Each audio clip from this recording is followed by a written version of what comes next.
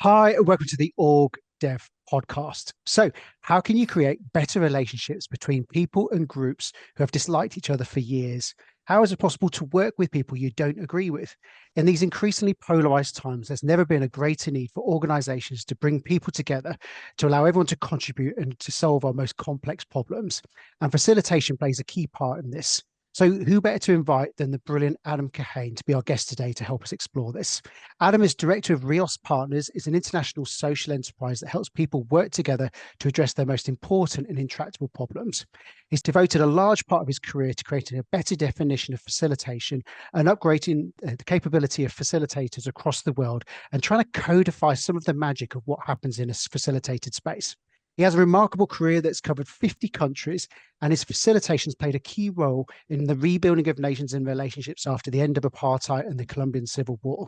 He's the author of 4 best-selling books, including the brilliantly titled Collaborating with the Enemy and this very much-loved book of ours, Facilitating Breakthrough. Danny's you've got your copy, haven't you? Mine are on the Kindle. Yes, I can't flash them. Not such a good show, is it? No. But these are books that have really resonated with us, and we use regularly in our career as facilitators as well. So, Adam, thank you so much for joining us. We know you're incredibly busy, so thank you for joining us on a Friday afternoon. It's a pleasure. Lovely to have you with us, Adam. Thank you. So to get us started, so just if people aren't familiar with the work with you and the work you do, could you just tell us a bit about the work that you did and who you do it with? My work in Reos Partners is all in the realm of helping people work together to make progress on their most important and difficult challenges. So it's in the realm of collaboration and in the realm of helping people collaborate. And we use the word facilitation for that. And our particular speciality, or the focus of most of our work, is helping people work together across difference, including or often people who are in different organizations or sectors, different companies, governments, activists, civil society, from a community or a country or a sector. So that's our bread and butter, working with people within and across organizations, including people that don't agree with or like or trust each other. Fascinating. Brilliant. And you talk about transformative facilitation. So how does that differ from the kind of facilitation people might be more familiar with? Well, I've been facilitating for years, and so I've had a lot of chance to, lots of trial, lots of error, lots of learning. And when I reflected on what I had experienced and what I'd seen, I realized that there's 2 commonly used ways of facilitating, which I call vertical and horizontal. And I'm using these words in a particular way. It's not obvious, so I'll explain. But the easiest way to remember this is one of the odd things when you're writing a book about groups or teams is, in English, the word group is both a singular noun and a plural noun. I didn't realize till I actually sat down to write it, but you can say the group is, you can also say the group are. And I think that's an important clue. So what I call vertical facilitation, you say the group is, you're focused on what the group or the organization or the team is trying to do as a whole unit. The group is trying to meet its objectives. The group is struggling to figure out how to move forward. The group is happy. The group is worried. And in a way, that's I think, the single most common kind of facilitation. How can the group as a singular whole do its job? And so you hear in that kind of facilitation, you hear people say, let's leave our agendas at the door, our particular agendas at the door, because here we're all about the whole. So I call that vertical facilitation. Now, there's another kind of facilitation which has also become more used in the past decades, and I call it horizontal facilitation. And there, the focus is the opposite. It's on the group are. The group are divided. The group are confused. The group are trying to get to their objectives, plural. And here, the focus is on what does each person want, or where are they coming from, or what are they trying to do. And a lot of us, including me, focus a lot on making sure every voice is heard, making sure that everybody gets what they need to achieve their personal or professional objectives. So anyhow, this is a long way of coming to the answer to your question, which is what I realized is that neither of those are satisfactory. They both have upsides and downsides, but focusing only on the group as a whole, or only on the group as singular, or only on the group as plural is a bad idea, even though most people do only one or the other.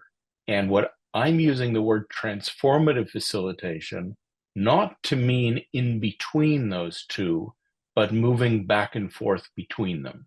So that's the idea, that if you want to help a group move forward in its singularity and its plurality, then what's needed is to keep tacking back and forth, tacking like in a sailboat, first one direction, then in a sailboat.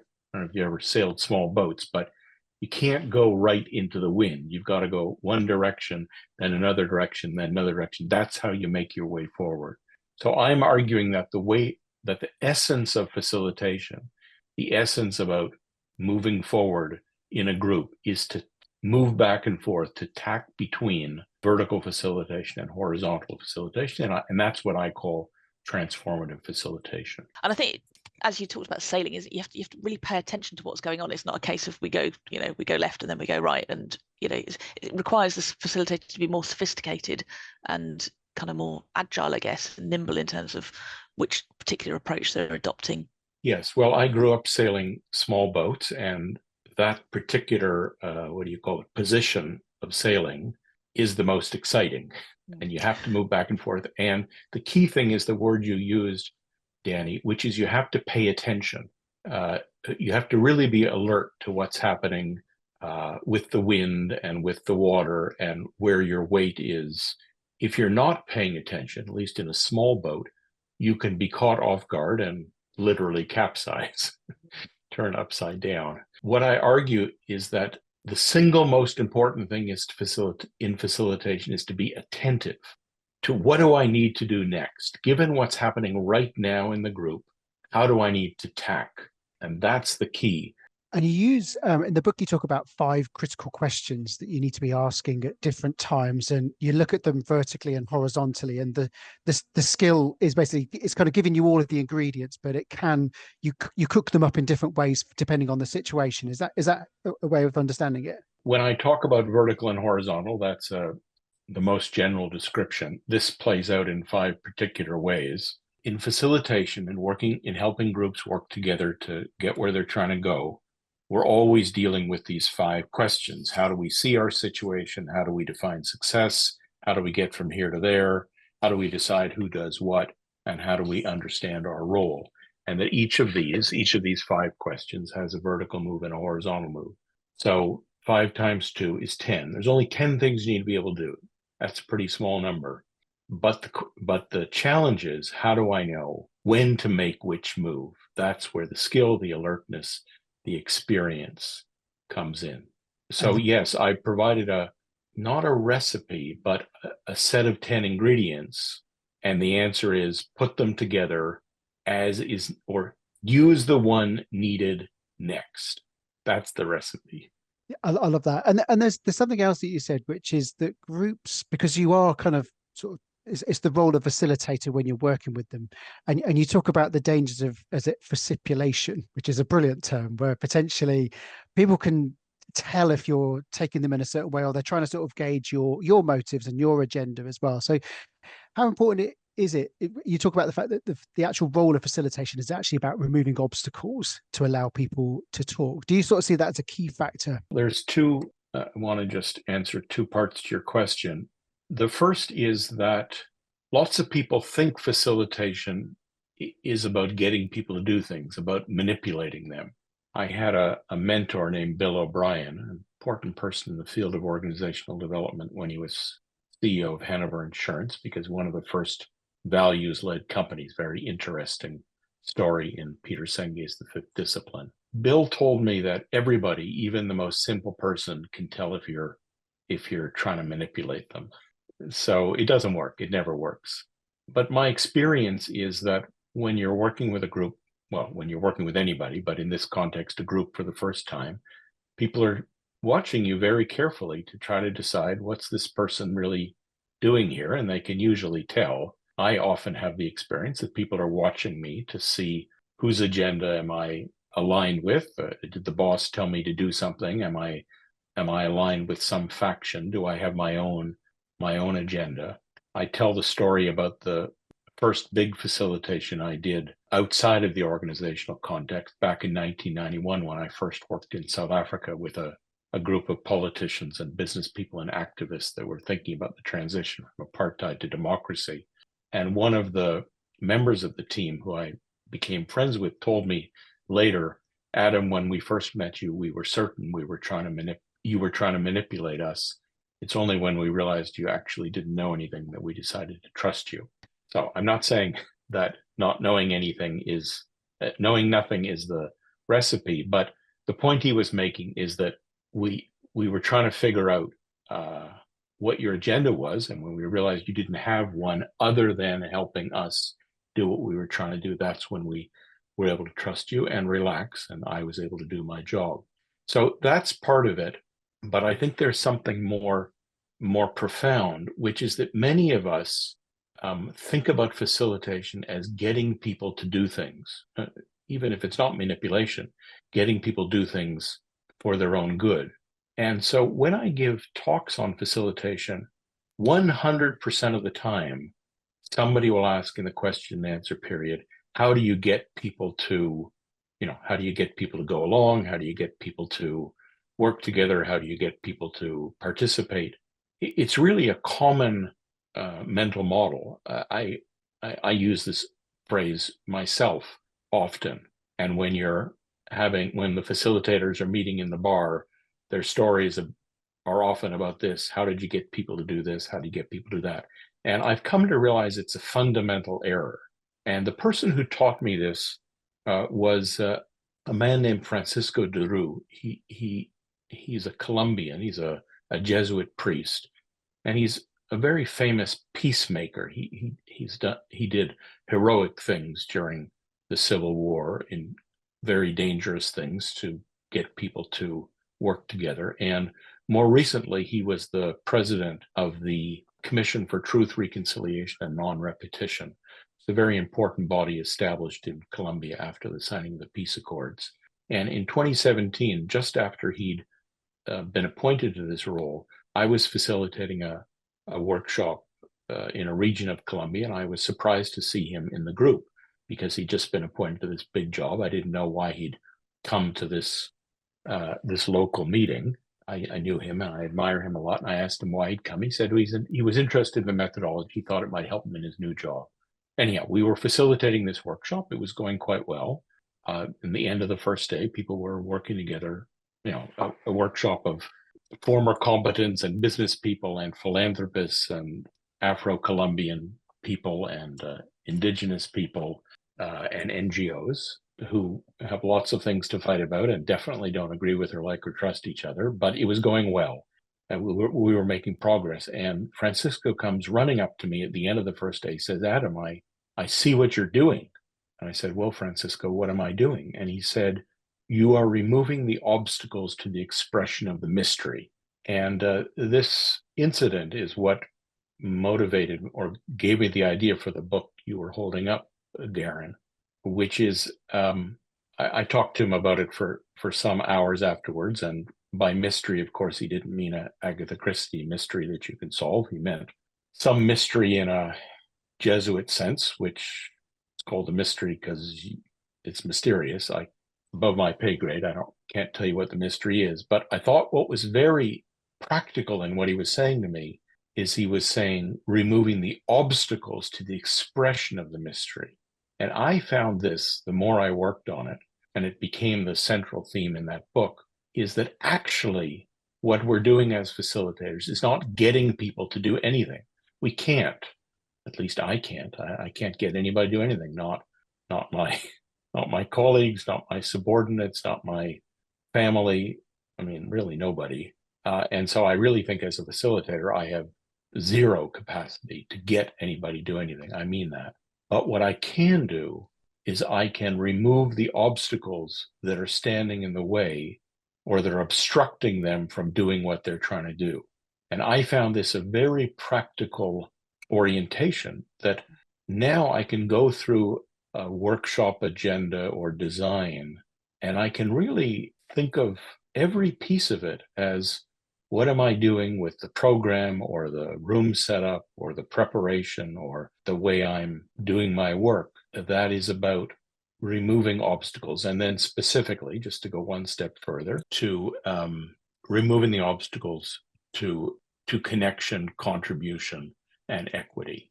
And so that just is a double click on, what are you removing the obstacles to? I think everybody in every group is trying to connect with others, to make a contribution, be recognized for making a contribution, and to be treated fairly. And so I think that's all you're doing in facilitation, is removing the obstacles to connection, contribution, and equity. As you were saying that, I was thinking about it's a lesson that many of the leaders that we work with in organizations could take, because when things get tricky and their teams aren't necessarily doing what they want them to do, they double down on being more directive and pushing harder. But if they applied that lens of removing the obstacles, they might get a different outcome, and they might be able to approach the situations in a different way. Yeah, I think I'm not saying being directive is never legitimate or useful, but I think it has limits. And directing is really not the same at all as facilitating. And so if you're trying to have a group connect and contribute fairly and involve all of their capacities, not just, well, all of their capacities and intelligences, not just yours, then yes, I think the basic task is to remove the obstacles to people doing what they're capable of doing. That's one of the things you really enjoy about the book, is the fact you've just deconstructed as much as facilitation as you can, but there's still that element of mystery that remains, isn't there? There's something that unique that happens in every room. The other thing you sort of say in there in the book as well is about that facilitation can take a day, it can take a week, a month, or even decades. How do you get that permission to keep that process going for as long as it needs? Because we seem to be living in a time poor world now, where there's a push for results and action as well. But creating these things like connection take time, don't they? Yeah. So you used, how do you get people to, again. So here you go. I'm listening for it. I was trying so hard. No, I'm being mischievous, but I am pointing that this is a deeply held model among facilitators and consultants and bosses, that this is our challenge is to get people to do things. Anyhow, I won't beat that horse anymore. Some things can be done quickly and should be done quickly, and some things can't. Again, it was Bill O'Brien who used to say it takes 9 months to make a baby, no matter how many people you put on the job. So some processes just take time. You might want them to go faster, but they can't. And that's true for many reasons, but one of them is the one you mentioned, Garen, which is that if the work requires people to connect and relax and open up and have new thoughts and relationships and actions, that's something that takes time, no matter how many people you put on the job. I am, by orientation, super pragmatic. My approach is, what are you trying to achieve, and what does it take to achieve that? My colleague, Zaid Hassan, who wrote a wonderful book called The Social Labs Revolution, used to talk about the World Cup problem. People would come to him and say, I'm trying to get a football team into the World Cup. Can you help me? And he'd say, yeah. I mean, they'd be talking about something equivalent to that, not literally that, and he'd say, well, what are you willing to put into it? Say, well, I've got 6 guys, and they can meet every second Saturday for an hour.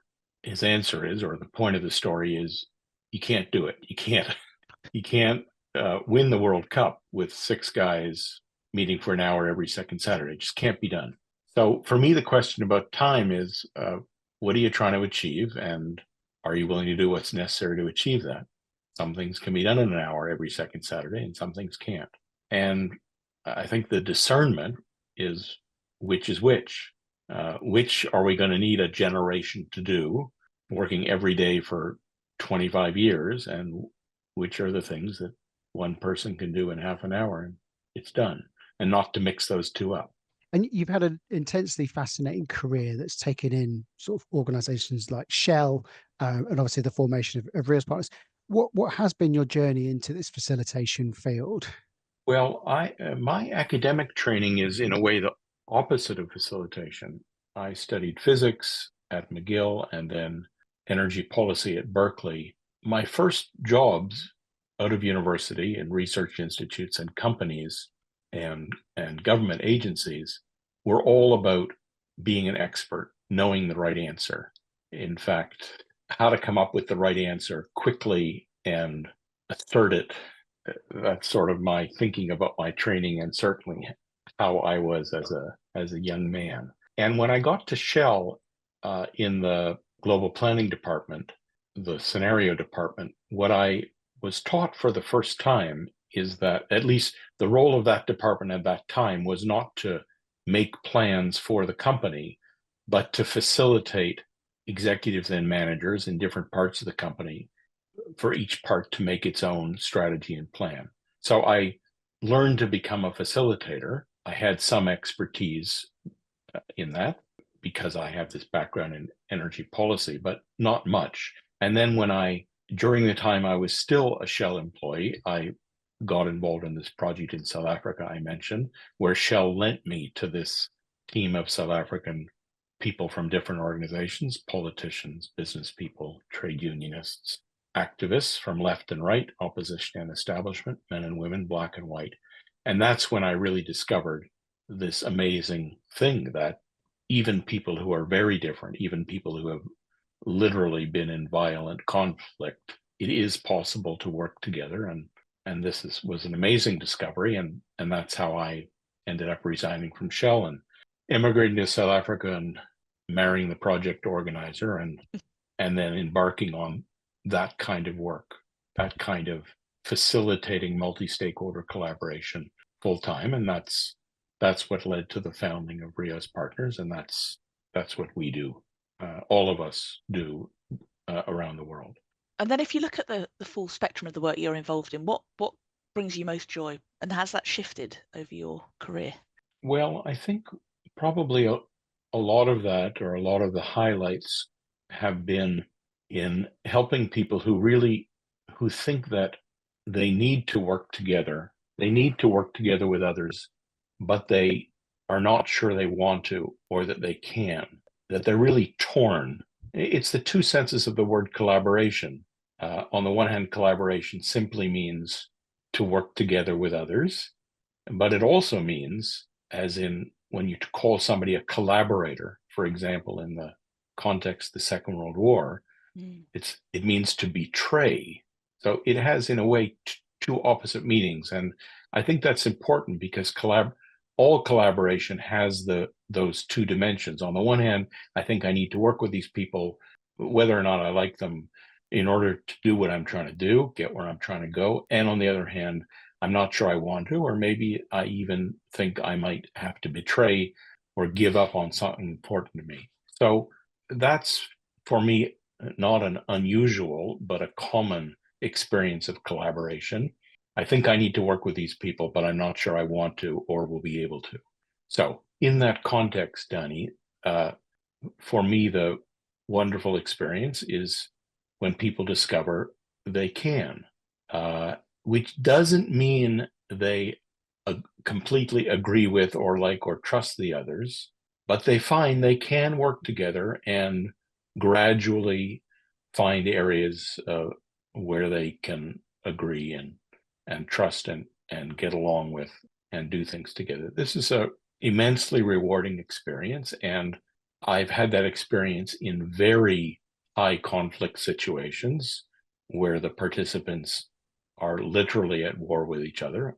Reos has done a lot of work in high conflict contexts, but also the same dynamics. I know this will sound odd, but the same dynamics show up in organizations. I know that sounds strange, but in a way it's harder in organizations because it's not as important. And so, we can go on for years, or with, these really small or petty or egotistical disputes that prevent us from getting things done and from living a happy life in a way it's easier in more extreme settings where people say, yes, I know these people are difficult, but really it's important. And so I find that's what I find rewarding. And I guess the only point I'm making is that kind of breakthrough can occur in extraordinary settings, and oddly enough, with greater difficulty in more ordinary settings. And where would you advise people start then? So if they are in an organization context and they've got kind of people entrenched in views or ideological differences, where would you advise them to start? I'm just finishing a new book. We were hoping you would do this because we were hoping we're going to get some spoilers. No, I'm going to give you a spoiler. Oh, good. That's what we want. So the book is called, the book will come out next April, and it's called Everyday Habits for Transforming Systems. And so I was writing the conclusion, and Donnie, the conclusion provides an answer to exactly the question you've asked. And so the title of the conclusion is Begin Anywhere. And I found this wonderful quote that I'd never heard of before from the composer John Cage, this avant-garde composer. You might have heard of him. And he wrote some interesting books that were sort of diaries or unusual books with lots of little things that he was thinking about. And one of them has this sentence: "There's a temptation to do nothing simply because there's so much to do that one doesn't know where to begin. Begin anywhere." So I don't think that in trying to transform systems or deal with situations, whether it's in a nation or a community or a sector or an organization or a department, that there's any place you always have to begin. What I said in Facilitating Breakthrough is the key is pay attention. And I now in this new book go one step further, and I say the key is radical engagement. So it's a kind of paying attention, but paying attention through engaging with others. What's going on here? What's shifting? Where's there an opening? What can we do next? What could we try out? And in that sense, it's about begin anywhere through engaging with others, and radically here, not the sense of the word extreme, but the sense of the word at the root, under the surface, on essential matters. Begin anywhere, engage radically. You talk about the importance of seeing yourself as part of the problem. Sometimes it's very tempting as the facilitator, for example, to sort of see yourself as on the edge looking in.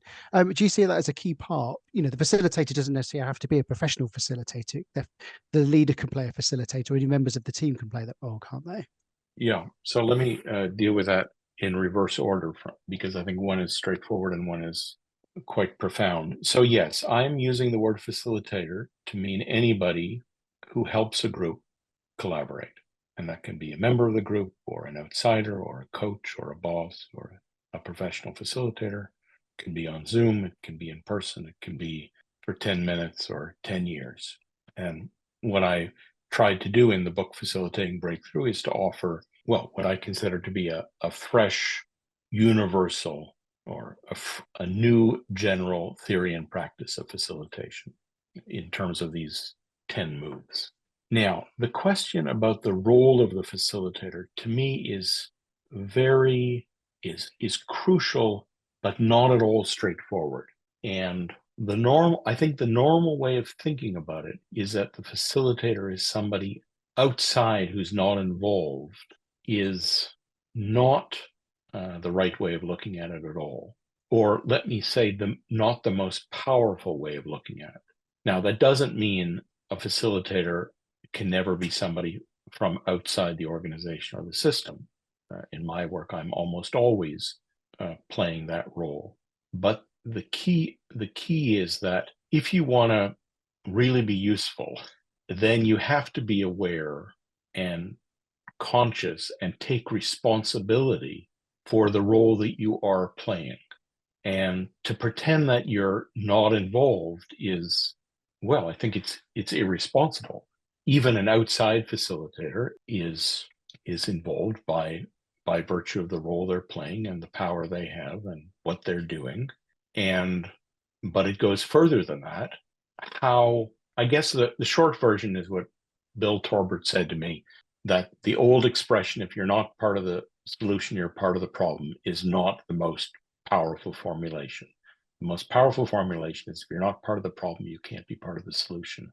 If you can't see how what you're doing or not doing is contributing to things being where they are, then your influence will either be very limited or simply dictatorial. And so I just leave it as a puzzle, because it's not straightforward, but a crucial puzzle for any facilitator or any human being is to ask, what is my role in this situation, in this system? And what is my responsibility as a result of that? And that's not straightforward at all, but it's crucial. And it's the last chapter in the book Facilitating Breakthrough, about moving back and forth between being an outsider and an insider. That's one of the 5 pairs. And it's the first chapter in my new book. And the chapter is called Accepting Responsibility, or Acting Responsibly. And we had a question from one of our regular viewers, Julian, and he wanted to ask you a question about the early days of dialogic OD at the Shambala Institute. But he said basically there's some important stories that haven't been heard from there. I didn't know if you had any reflections on that, if that comes to mind. So there was a wonderful summer institute in Halifax, Nova Scotia, that was called the Shambala Institute, that I went to and taught at for many years. It no longer exists, but it had a good run. And what was unusual about the Shambala Institute is it brought together Buddhist practitioners. Shambala is a Buddhist sect, and it brought those people, very remarkable teachers, all students of the founder of that, Chogyam Trungpa, with leadership and OD teachers, mostly not Buddhist, including me. But there were, 20 or 30, over the years, there were 20 or 30 of those OD and leadership teachers. Maybe somebody had something called dialogic OD. That phrase, I think, is associated with Gervais, or I had my own module on multi-stakeholder collaboration and facilitation.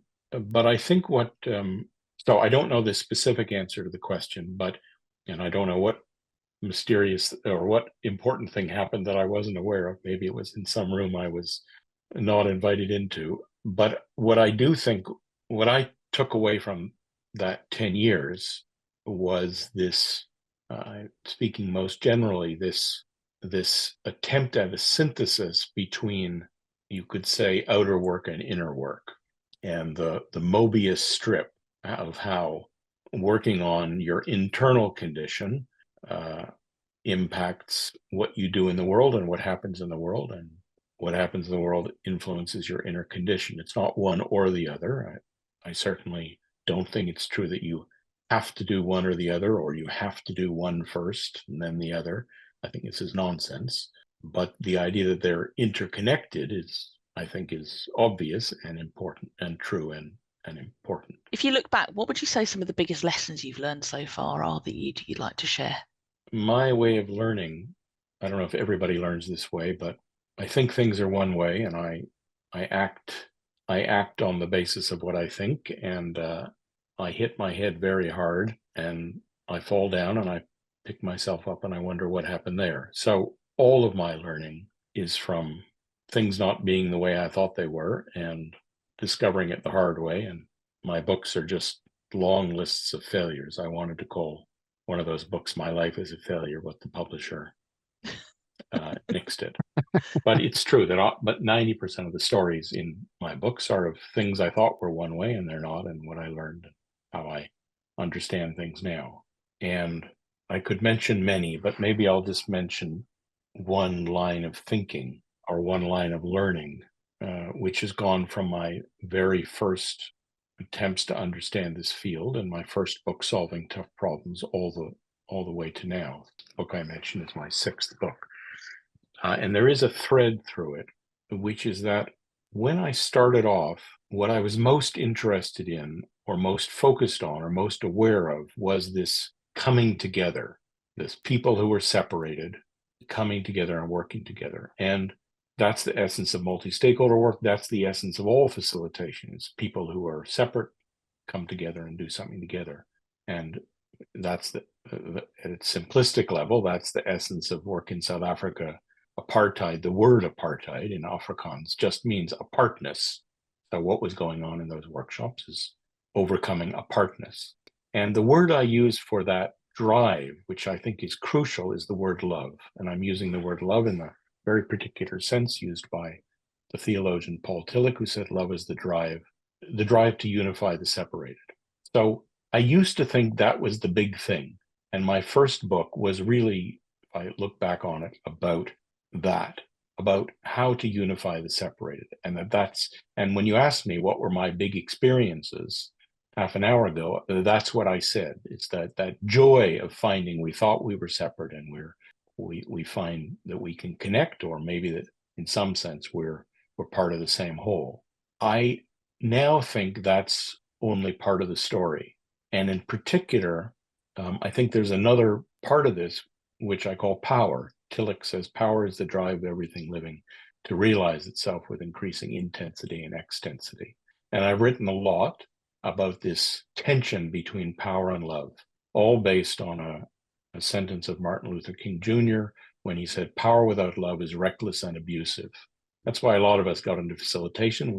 We're aware of how people just asserting what they want and trying to grow and get their job done is reckless and abusive. But King went on to say, and love without power is sentimental and anemic. And this is what I see in our field, a big danger of focusing only on connection and unity is sentimental and anemic. Actually, sentimental and anemic at best, and at worst, cynically reproducing the status quo. So I wrote a book about that. It's called Power and Love. It's about the polarity, the permanent tension between power and love. It's related to the difference between, it closely maps onto vertical and horizontal. Just to take it one step further, I now think there's a third part of this, which I've written about, partly in the book Facilitating Breakthrough, but I'm continuing to work on it. It's not clear.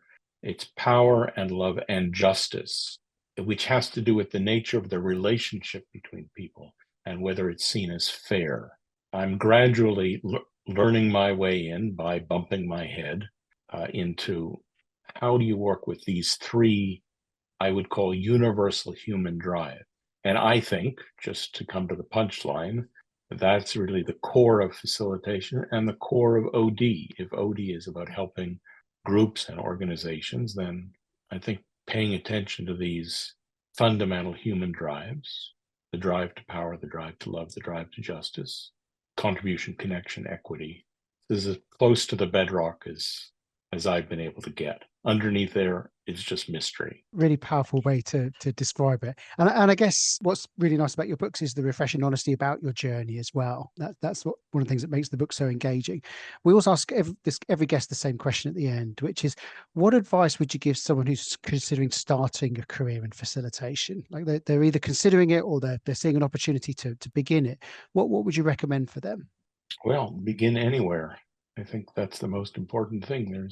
You don't have to wait to have a career as a facilitator to be hired as a facilitator. You can start working with any group in your family or community or organization to help people collaborate. That's what it is. So when I said everything I've learned has been through trial and error, I don't think there's any shortcut to just begin anywhere, go everywhere, get experience under your belt. There's so many things to take away from the conversation. And thank you so much, Adam, for your time. I guess, Danny, for what are your takeaways from the conversation? So many things, but I think paying attention, the most important thing that a facilitator can do. So kind of holding on to that and just paying attention in the moment, removing the obstacles. I think I really like that. And I thought we could apply that to so many lessons.